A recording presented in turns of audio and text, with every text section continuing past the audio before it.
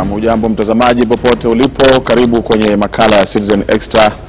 Mimi ni wenu Swale Mdoe. Leo hii tutaangazia makumbusho ya 14 ya kifo cha aliyekuwa makamu wa rais kijana wa Malwa huko Kitale, na pia baadhi ya taarifa kutoka kwa waandishi wetu, ikiwemo ile kikao cha baadhi ya wabunge katika makao ya bunge kwa sasa. Studioni nitakuwa naye Zaki Kinubi ambaye ni mchanganuzi wa masuala ya kisiasa, kuweza kuzungumza naye mambo mawili matatu. Karibu mtazamaji.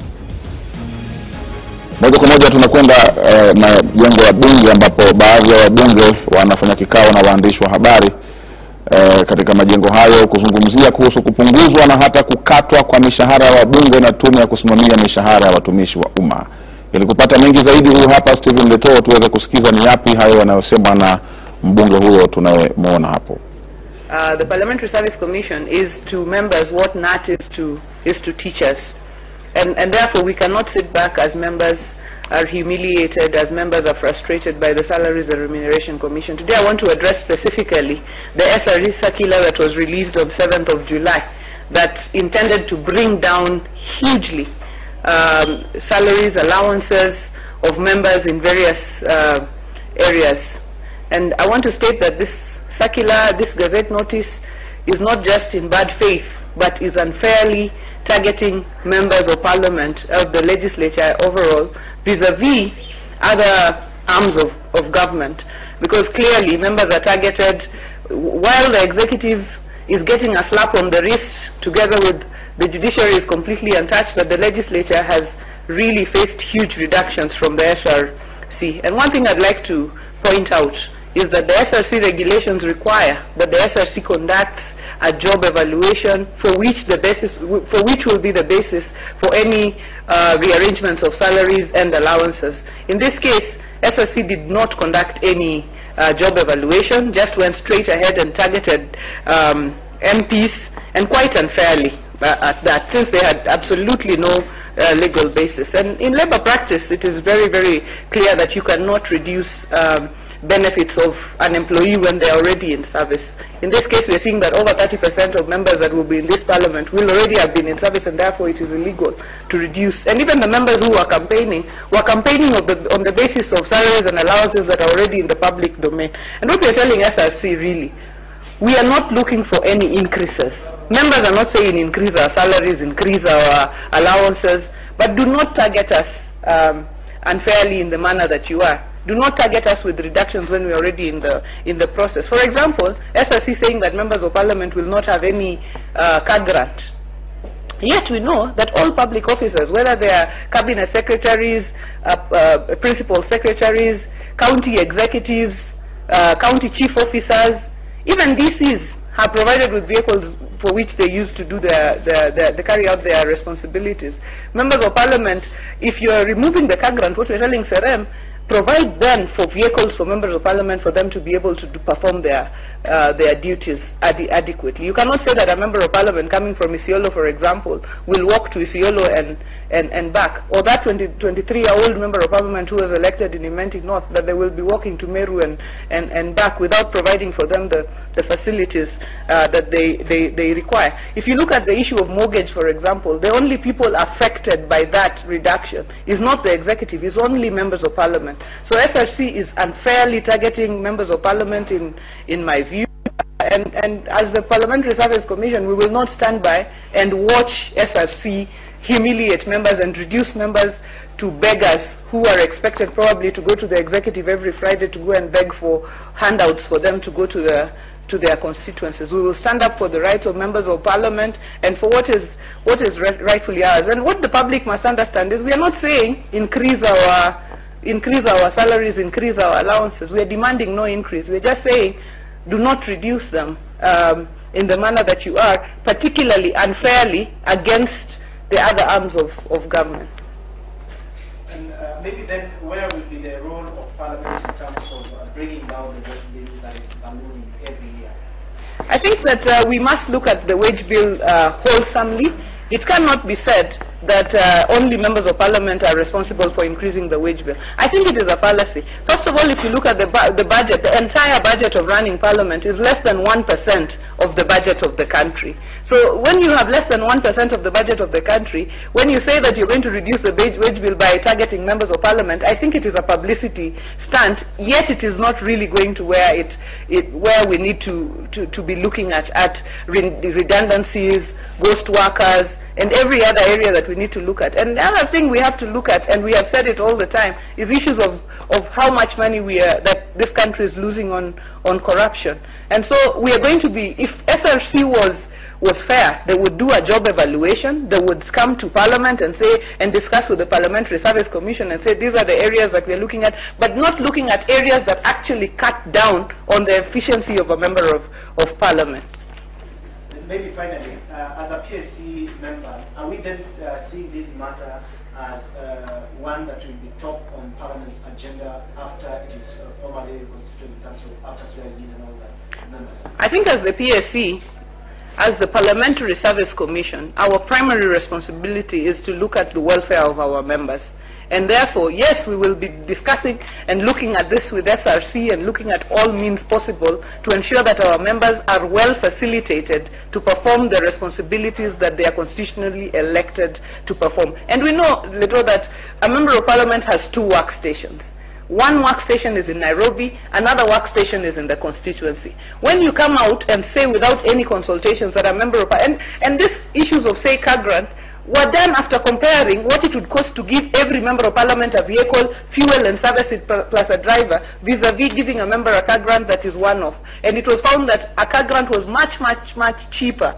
And a car grant and mileage was much cheaper than providing members of Parliament with vehicles and for Parliament to keep servicing them. So to answer your question, the Parliamentary Service Commission and myself as a commissioner, we're going to be looking at this as a priority issue, because the welfare of our members, how our members are facilitated to perform their duties, is a primary responsibility for the commission. Okay. Yeah, I don't know Kiswahili too well, but I'll just say that ile ambayo tunaongelea hapa, mimi kama mmoja wa wale ambao wako katika Parliamentary Service Commission, ni kusema ya kwamba SRC kuja na kukata mishahara na allowances na kuchukua car grant ya wabunge si kitu kizuri, na tunaona ya kwamba ni wabunge ambao wanaangaziwa na wale watu wengine wamewachwa pale. Bunge iko na 1% peke yake tu ya budget ya nchi nzima ndio inatokea katika bunge, na kusema ya kwamba utakata mishahara na car grant ya wabunge ndio upate urudishe wage chini ni kufanya tu public relations. Hivyo ndio tunasema ya kwamba hatutakubali SRC iendelee na kudhulumisha wabunge na kuwafanya fukara na waende kuanza kuombaomba katika maofisi katika Nairobi hii ambayo mahali ambayo bunge ilishatoka kitambo. Thank you.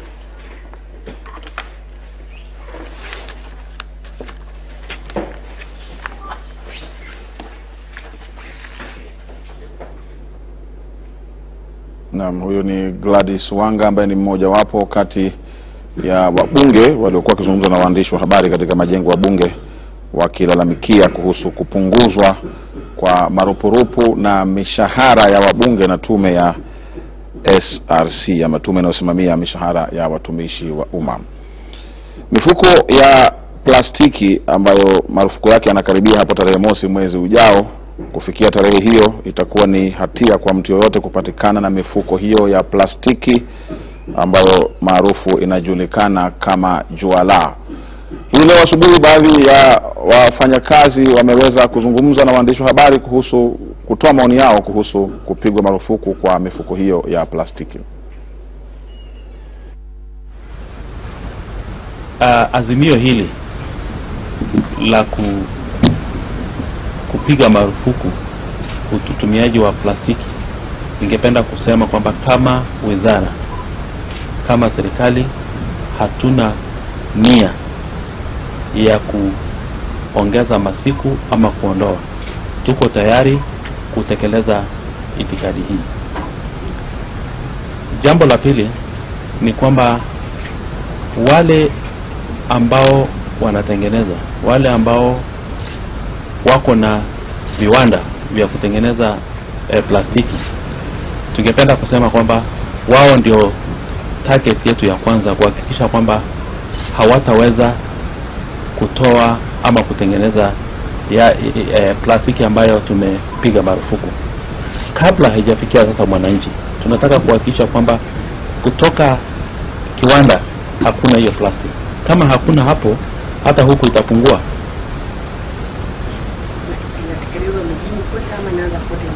Kote nchini. My name is Marshall from Citizen International, so I'm late. But you've indicated can you understand that there will be exemptions when it comes to garbage or just lighting. I want you to be clear on that. Why is it that we not actually impose the total ban like other countries? And also, when it comes to this manufacturing, I need to get it from you. How many farms actually do you have that are involved in this business of manufacturing plastic bags? Because you have taken things right here and there. I want you to be clear about the figures. Let me answer the first one.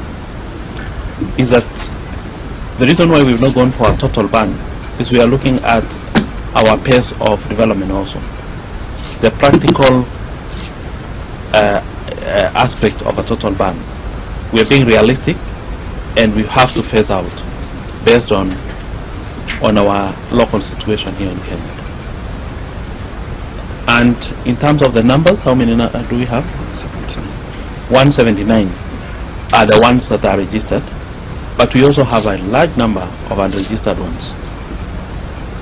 So how long will the other brands, you may just mention that state, the ones that you've exempted, for how long will they be exempted?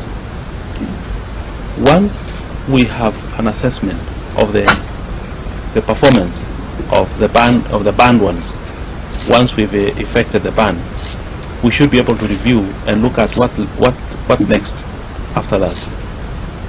And then based on our assessment, we'll be able to say whether we should continue with the ban, and with banning others, or we should not, because really some of those that have been exempted realistically cannot be replaced by an alternative.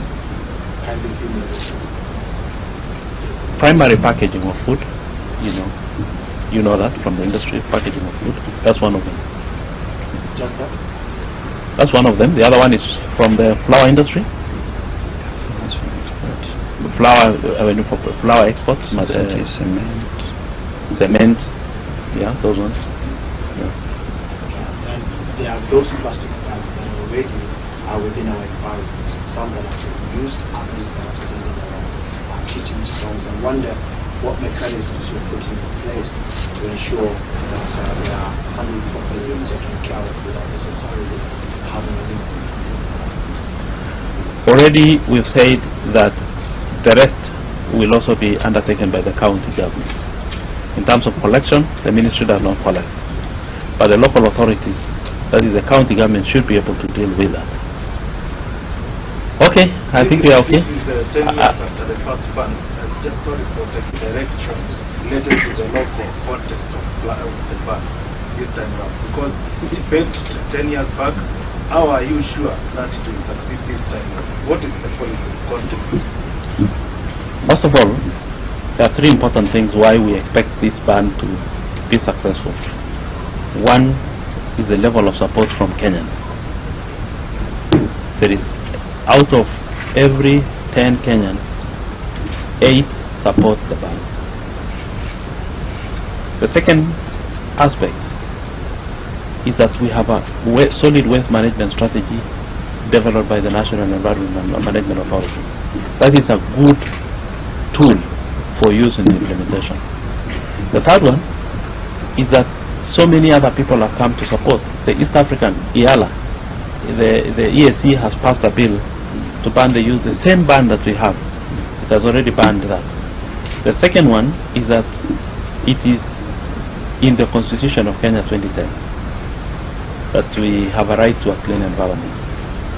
And the third one is that pollution, control of pollution, is part of the global sustainable development goals, which Kenya is party to and actually participated in the drafting.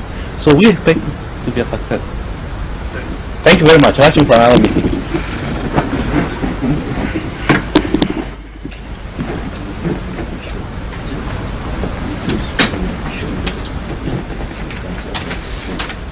Yeah, you can see the alternative. Yeah, this can be made by. Yeah, we have lots of them.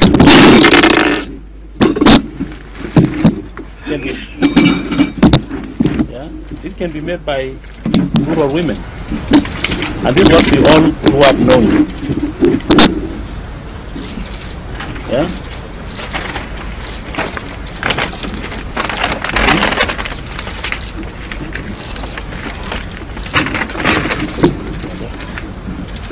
This can be made by our rural women. Yeah? And you can imagine the income level that can increase. You can have this. You can also have this. Yeah? So we have a wide range of alternatives.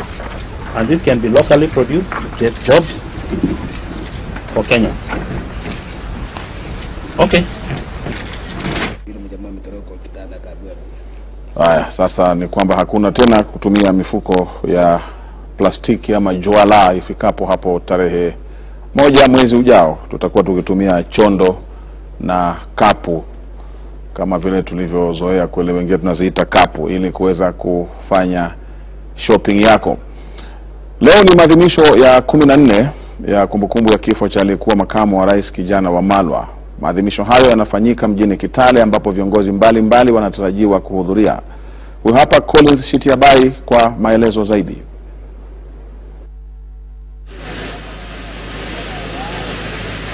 Kweli babu, niko katika eneo la Milimani, kaunti ya Trans Nzoia, ambapo misa ya kumkumbuka hayati aliyekuwa makamu wa rais katika taifa la Kenya inaendelea katika eneo hili.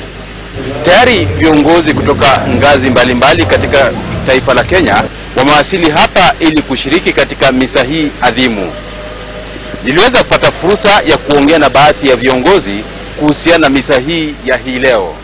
Misa hii imeleta Wakenya wote pamoja kutoka jamii mbalimbali, kutoka vyama mbalimbali, kuja pamoja kusherekea maisha ya mpendwa wetu na vile vile kukumbuka yale ambayo alipigania akiwa kiongozi wa kitaifa, akiwa pia kiongozi wa kimataifa. Na siku ya leo zaidi tunahimiza umoja wa kitaifa, sababu hilo ndio jambo alipigania sana. Na pia tunahimiza ya kwamba tuweze baada ya uchaguzi kuweka nchi pamoja, tuweke kando tofauti zetu za kisiasa, sababu mambo ya siasa yamekwisha sasa. Ni wakati wa kujenga nchi na ni siku ya furaha kuweza kuwa pamoja na Wakenya wote. Kwa niaba ya familia tumefurahi sana kwa wale wote wamefika hapa kwa misa ya ukumbusho. Alikuwa rafiki yangu kwanza, na leo tumekuja kumkumbuka miaka 14 tangu afariki. Na Mike alikuwa mtu wa kuweka Wakenya pamoja. Na ningependa siku ya leo wale wote ambao wako hapa tuzungumuze umoja wa Wakenya. Yale ambayo nimesoma kwa magazeti, Raila akisema ya kwamba wataendelea kutafuta njia zingine ya kuweza kugawanya Wakenya, Mike hangependa hayo.